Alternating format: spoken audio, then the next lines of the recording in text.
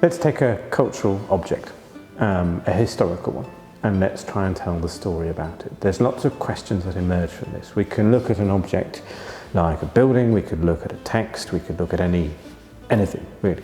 If we take a manuscript, my field is medieval history, medieval studies, you can learn to read the manuscript, the script, the language, you can take the contents of it. But you can also look at the way that it's put together, you can look at how it's literally compiled. You can now do more extensive analysis. You can use digital humanities techniques to really look at the way that the letters are formed on the page. You can look at DNA analysis of the animal parchment used.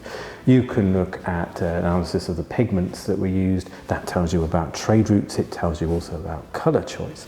So there's a whole range of things that can be done to look at this manuscript. You can then think about how it ended up where it did.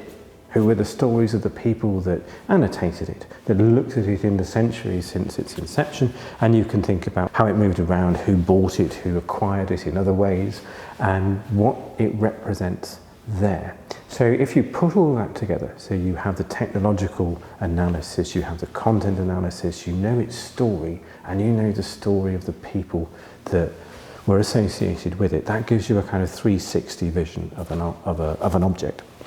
And this is an approach that we were commissioned by the Arts and Humanities Research Council to do a scoping exercise on, to see what other projects there were out in the world that we could bring together and see if there was a research theme or a research field, which we call Cultural Heritage 360, that we could curate.